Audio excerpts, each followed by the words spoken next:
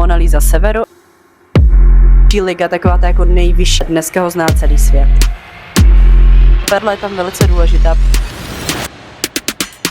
Ahoj, já jsem Terka, vítej u mého 5. videa ze série Maluji jako. Dneska budu malovat z vašich komentářů Johannes Varmer a konkrétně tento obraz Dívka s perlou, tak jdeme společně na to. Pokud neznáš tuto sérii mých videí, podívej se do playlistu Maluji jako. Mám tam už 4 předchozí videa a v rychlosti si zopakuju princip těchto videí. Jde o to, že se nesnažím za žádnou cenu úplně kopírovat styl toho umělce, protože vím, že bych to nikdy nezvládla, ale snažím se studovat jejich práci, studovat jejich tahy štětcem a přemýšlet trošku jinak nad malbou, trošku jako ti konkrétní umělci. A taky se to snažím předat celý ten obraz do dnešní doby, do roku 2026. Johannes Varmer byl nizozemský malíř, který za svůj život vytvořil jenom pár desítek obrazů, ale dneska ho zná celý svět. Jeho obrazy vypadají často jako fotografie a proto se do dneška někteří pozastavují nad tím, jak to mohl dokázat v té době a zda používal nějakou optiku. Většina jeho obrazů vznikla v jedné místnosti, kde bylo stejné okno a stejné světlo. Z dálky působí jeho obrazy velice realisticky, ale zblízka už to není tak perfektní a jsou trošku jako rozostřený. A tento konkrétní obraz, který dneska budu se snažit nějakým způsobem napodobit a přetvořit, se jmenuje Dívka s perlou. Originální obraz visí v galerii v Hágu a vznikl v roce 1665. Vyobrazuje hlavu dívky s tou perlou. Ta perla je tam velice důležitá, protože je na ní kladen velký důraz. Je to náušnice, která vystupovala do popředí. Někdy byl tento obraz nazýván jako Mona Lisa Severu, anebo taky holandská Mona Lisa. Johannes Varmer byl první, který použil slovo tronie. Teď si tady vysvětlíme ten pojem, co to ta tronie je, protože já jsem to upřímně taky nevěděla a zjistila jsem to, až když jsem si dělala nějakou research na tady to video. Je to portrét, ale není to portrét konkrétního člověka. To studie jeho výrazu, jeho obličeje, typu konkrétního člověka. A nejde o zakázku anebo konkrétní osobu. Jde o zachycení nějakého výrazu, světla nebo nálady. Upřímně, já jsem vůbec netušila, že tenhle pojem existuje, ale jsem ráda, že ho konečně znám, protože já takhle taky vlastně maluju. Že já neumím malovat portréty. Kdyby se mi řekl, pojď, daj mi tady svoji fotografii a přemaluji jako portrét, tak já to nezvládnu. Ale myslím si, že postupně se mi daří namalovat neurčitý obličej, tak, aby jako ty kompozičně tam seděly jako oči, aby tam seděly prostě nos, uši, aby to prostě vypadalo jako lidský obličej, lidský portrét, ale není to portrét konkrétního člověka. Samozřejmě jsem se o to snažila, možná třeba někdy se k tomu dostanu.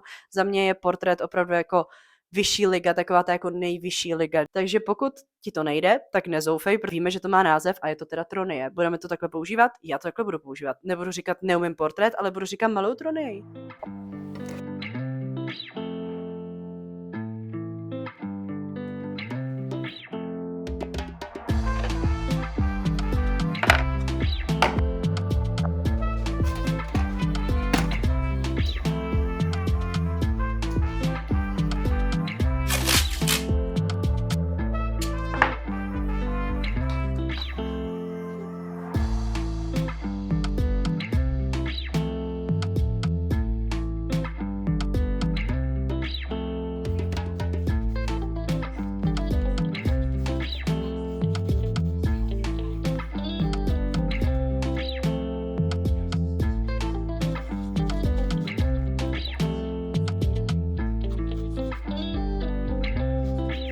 Začínám úplně jednoduchou skicou, nebo respektive podle Varmera bych měla začít úplně jednoduchou skicou, ale já si neumím představit malovat jen tak z plintu, takže jsem si udělala skicu podle sebe a jde o to, abych viděla, kam bude dopadat světlo a třeba konkrétně celý to pozadí bude strašně moc tmavý. Snažila jsem se tam dát nějaké jako prvky, prostě moderní, kde bude mít třeba piercing nebo tetování a takže teď se chystám na první tahy akvarelem s tím, že mi jako předchozím videu, jestli si ho neviděl, tak se na ně podívej, tam ti tady odkaz.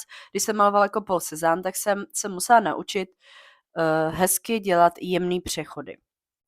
Vysvětlím. Jemný přechody s tím, že jsou jakoby rozmazaný.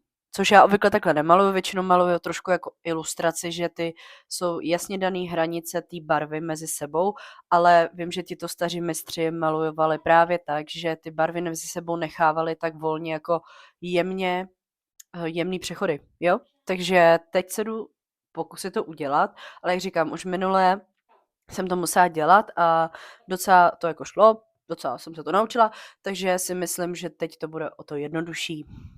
Takže jdeme na první tahy. Začnu akvarelem, kvaš budu přidávat až později. Poučená jsem, ano. Z minulých videí, ano. Jestli jsi je neviděl, podívej se. A teď je právě ta chvíle na to, aby si mi dal tady odběr, like a napiš mi do komentáře, koho dalšího bych měla namalovat dál.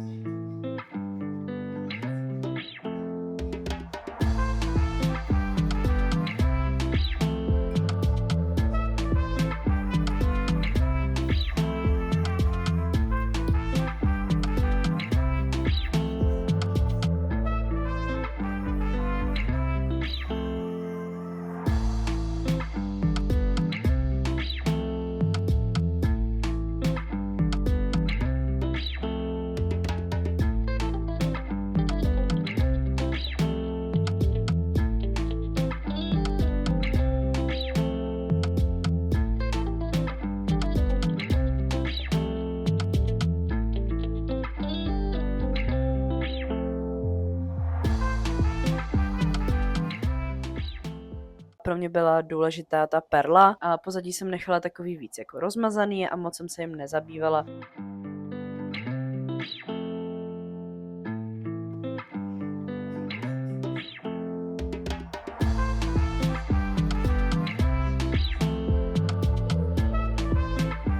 Tohle je moje moderní verze obrazu od Johannese Varmera, Dívka s perlou. Napiš mi do komentáře, jak si myslíš, že se mi to povedlo.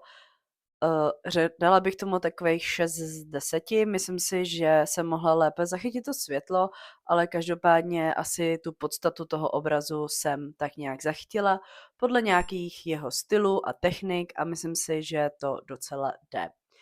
Napiš mi do komentáře taky, koho dalšího bych měla namalovat. Nezapomeň mě sledovat na mém Instagramu a nezapomeň mi dát odběr tady a dej mi tady i like a vidíme se příště u dalšího videa. Měj se krásně. Čau.